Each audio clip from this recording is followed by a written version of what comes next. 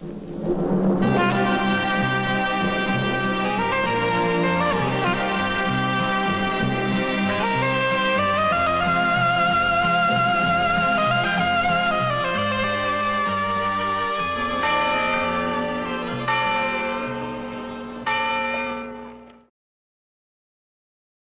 and welcome to another episode of the Spaghetti Westerns podcast. I'm Tom Betts, your host.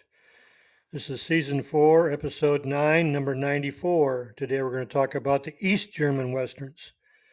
We're also going to talk about whatever became of Gojko Mitic.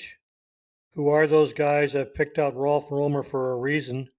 I'm sure most of you don't know who he is. Film of the week will be Blutsbruder, which is Blood Brothers. That's a Dean Reed, Gojko Mitic Western. And we'll talk about CD of the week, autograph of the week, book of the week. No posters this week. They'll be shown digitally when we go over the East German Westerns. A little mention here before we get into the East German Westerns. When you're starting to look on the internet for Westerns and they mention red Westerns, that's sometimes designated as the East German Westerns, but most of the time that's error. Red Westerns are basically post-World War II Eastern European films that they're freedom fighters fighting the Soviet Union after World War II and the Nazis have been defeated. These countries like Czechoslovakia, Poland, Romania, whatever, were fighting the federal government that was in place at that time.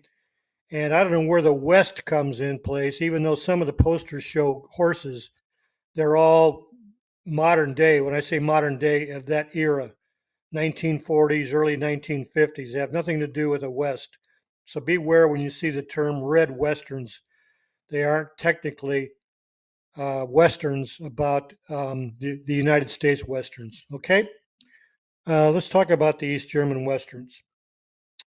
In 1962, Harold Reiner's first Karl May film, Der Schatz im Silbersee, Treasure of Silver Lake, launched a popular wave of West German Westerns. 4 years later, the East German DEFA, spelled capital D, capital E, capital F, capital A, I always pronounced it DEFA, but it's DEFA, began producing Westerns of its own. On more than one level, the DEFA Eastern Westerns, or Indiana films, emerged as foils to the Western productions by Horst Wendlandt and Arthur Bronner. In the West German Karl May films, Winnetou is brave and noble, but he remains in the shadow of his pale-faced brother, who is the main hero. The screen adaptations of Karl May's novels are all about the good white guy who helps the Indians fight against the bad whites. The DEFA productions concentrated to a much greater extent on the Indian protagonists and what they saw as the historical truth and the Indians' great personal developments.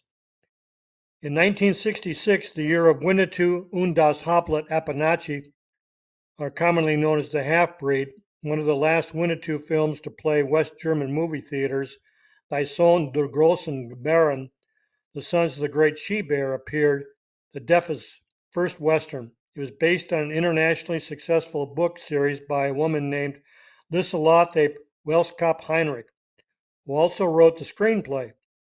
As shown by the correspondence between Welskop-Heinrich and the studio management, DEFA was expressly interested in historical accuracy, something of little importance for the West German Westerns. The aims of historical materialism came across strongly here. The emphasis on the daily life of America's native inhabitants resulted in films which were not Western so much as historical adventure films in an Indian milieu. Lieselotte was unhappy with the film as she thought it took too many liberties with her writings and refused to allow any more of her books to be used as references for the DEFA Indiana films. The DEFA films Westerns were often filmed in the same parts of Yugoslavia where the Winnetou films were made, so they looked very much like the same films, though they were totally different. Soon after opening, Die Sohn der großen Bären, again the Sons of the Great She-Bear, had attracted 8 million moviegoers in the East German GDR, due in large part to the film's star Gojko Mitic. Featured as a supporting actor in 5 Karl May westerns before carrying numerous Deffa productions as a physically much more imposing counterpart to Winnetou.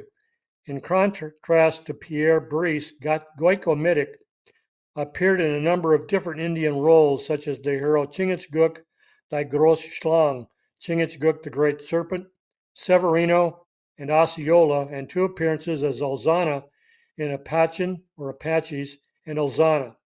He was as popular in the GDR as Bryce was in the West. After Deffa was dissolved, Gojko Mitic succeeded Pierre Brice in the role of the Apache chieftain in the Karl May Festival in Bad Sedgeberg. The East German Indiana films consisted of 15 films. I'm going to name them. 1966, The Sons of the Great She-Bear. 67, Chingachgook the Great Snake. 68, Trail of the Falcon. 69, White Wolves. 1970, Deadly Air. 71, Osceola. 72, Tecumseh. 73, Apaches. 74, Elzana. 75, Blood Brothers, which we'll cover in a few minutes. 77, Severino. 83, The Scout. 85, Atkins. And 1988, Prairie Scout in Mexico, which was a TV series. Other non-Indian East German westerns include 1974 Kitten Company with Dean Reed, 1979 Blauvogel, Blue Hawk, 1981 Sing Cowboy Sing with Dean Reed, and 1982 The Long Ride from School, a children's parody of the Deffa Indian films. Check out a company called Ice Storm for DVDs of many of these films. Check out the Spaghetti Western database under the individual titles for individual sites. Okay, let's talk about whatever became of.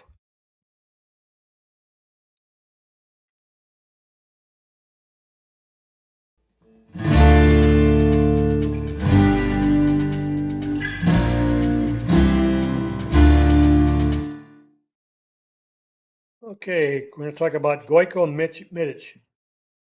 He was born in Strochkov, Serbia, Yugoslavia, on June 13, 1940. He was one of the most famous actors in the GDR and other Eastern European countries during the Cold War.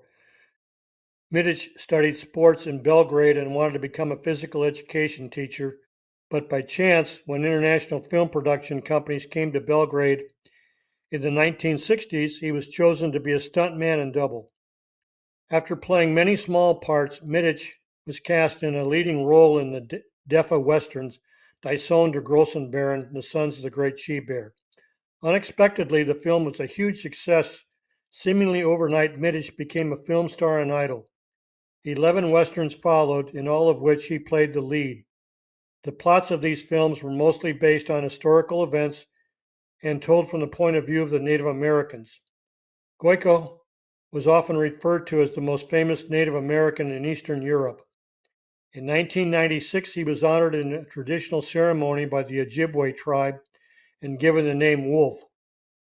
A good-looking and athletic Mitic was soon in demand for roles in other genres as well.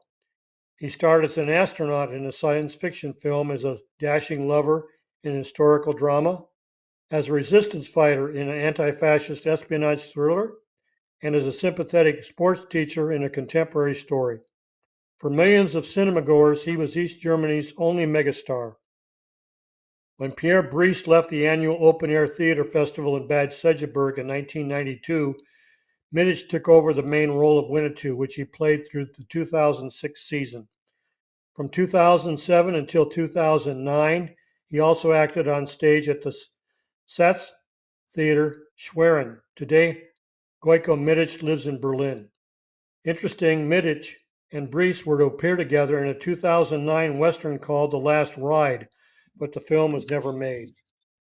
I'll list Gojko Mitic's films on YouTube and Facebook after the broadcast. Okay, now we're going to talk about who are those guys and Rolf Romer.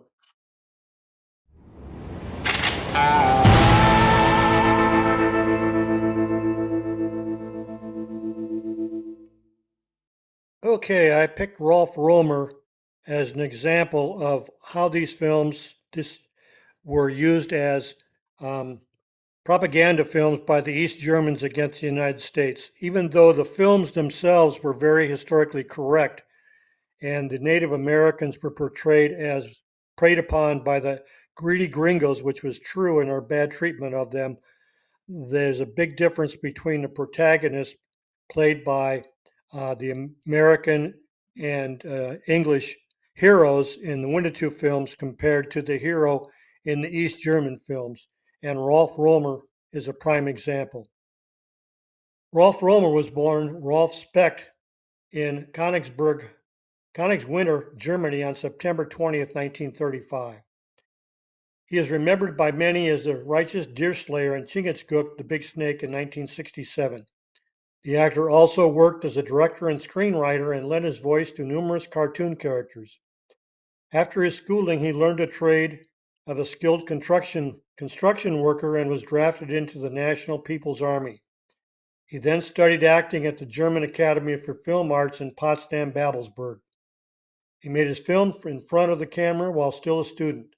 He can be seen in smaller roles in the cinematic redrawing of the November Revolution, A Sailor's Song in 1958, directed by Gojko Mitic, and in the youth film Claudia, 1959, by Walter Beck. In 1960, he graduated with a diploma. The young actor then worked on the theater stage. He began appearing in DEFA films in small roles and on television. The young actor first attracted attention with his role as Jolie in Die Glatzkopf Bond, 1962, by Richard Grosskopf.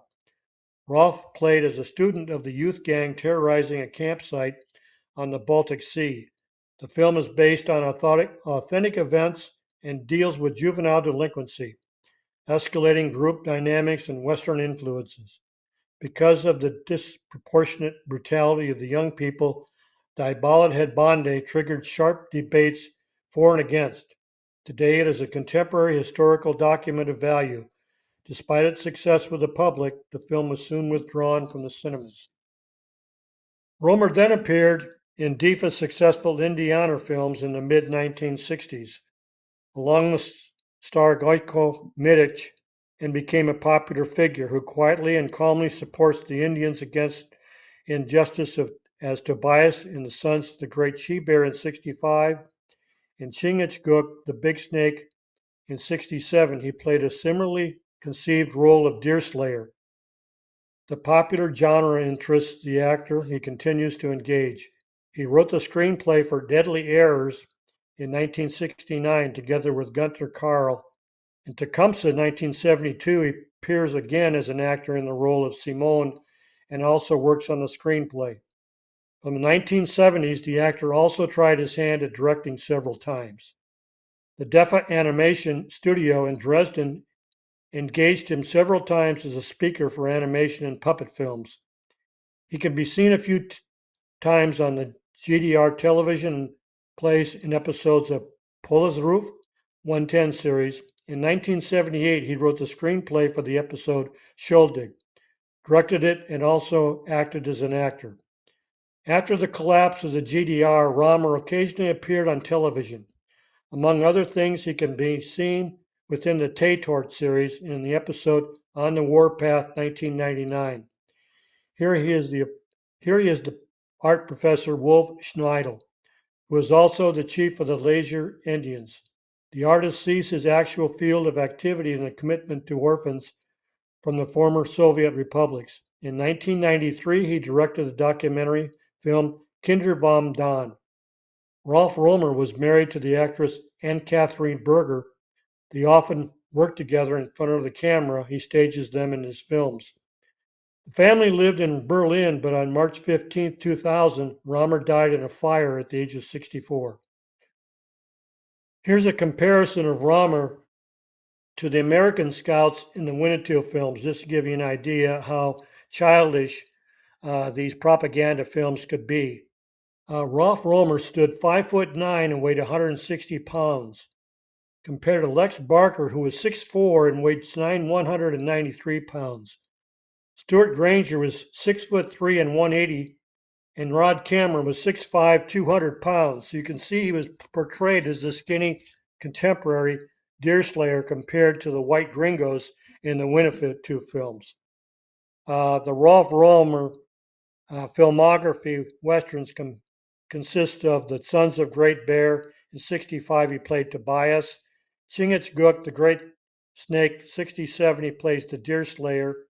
Hobby Indiana in '72, he plays himself. And Tecumseh in '72, he plays Simone McHugh. I'll post these on YouTube and the Facebook page. Okay, now we're going to get into autograph of the week.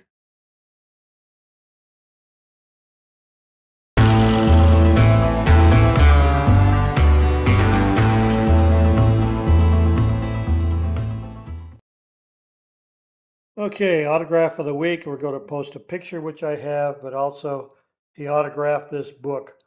I got the books from Germany, and that is the book of the week. So we'll get into that next on book of the week.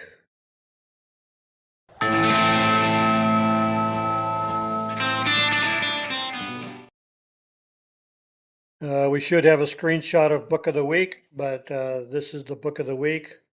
It's called Gojko Mitic, Mustangs, Martefal. The author is Frank Burkhardt Hobble. The publisher is Schwarzkopf and Schwarzkopf. Came out in 1997. It's 240 pages long. It's still available on Abe Books and Amazon, but I'll warn you right now, it's very expensive.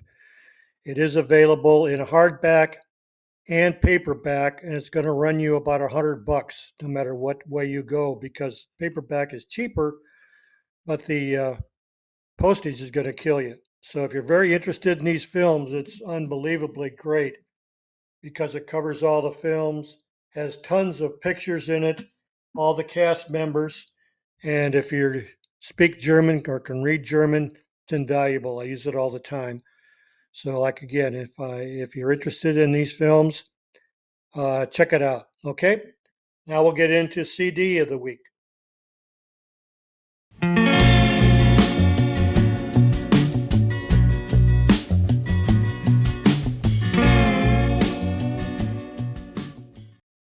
Okay, when I got involved with the German Westerns, and this was probably in the 90s, late 90s, because I'd never heard of them. I was aware of the Winnetou films, but someone started mentioning East German films, and like I said, that's where I got screwed up by these red Westerns. I said, those aren't Westerns. Those are post World War II films. And then someone turned me on to this ice house, and I was able to locate some of these films, and yes, they are Westerns, and they're fantastic. They're much more violent than the Winnetou films, and they're more true to life. Even though they're propaganda, they really show how we treated the Indians. But I started looking up CDs to see if the music was available because I'd never heard of any of the composers. And yes, they are available. So most of them are two film CDs, White Wolf here in Elzana, Blutsbruder, and Trail of the Falcon. And then if you're really interested in them, they come in compilations, which have a number of films on the genre. And they're called Wigwam. And there's 4 of them that I'm aware of. And so those are available also. The first compilation I showed you, Wigwam, came out in 1999. It's on All Score Media, all of these. ASM 002, 22 tracks. It's available on Discogs for $12. The second one, The White Wolf, came out in 2001, ASM 008. It has 29 tracks. It's also $12. And then we have the Cowboys of Roder Kreis. That came out in 2002 on ASM 009. Has 28 tracks. And that one's pretty valuable. It's valuable from 25 to $75 if you can find it. And then the double discs, Blutsbruder and Trail of the Falcon, that's on Alhambra A8955, came out in 2006, has 34 tracks. It's worth $27. And the last double feature is White Wolf at Elzana, also on Alhambra A 8956. Came out in 2006, has 34 tracks, and it's valued at $48. So most of these are still available either through um, Amazon in Germany, Amazon US, or Discogs.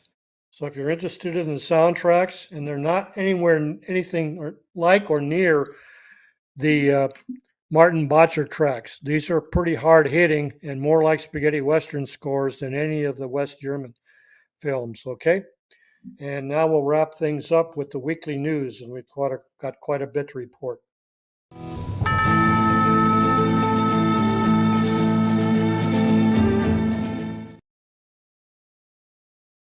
Okay, first of all, this week we have a new Spanish book released called Hombres a Mano Armada de Sergio Salima. Translated as Men at Arms, The World of Sergio Salima, is by author Adrian Esbilla, published by Biblioteca de la Abadia. It's in Spanish with 160 pages, and it was released on July 20th. It's all about Sergio Salima and his films, so that's available right now. I probably get it on Amazon Spain. Now we've got quite a few passings to let you know about in our Boot Hill section. First of all is British actor John Steiner. John died at the Desert Regional Medical Center in Palm Springs, California, after a car accident in La Quinta, California on July 31st, 2022. He was born in Chester, Cheshire, England on January 1st, 1941. He got a start in films after school with small parts in British productions. Among them were Bedazzled in 67 and Work as a Four-Letter Word in 68.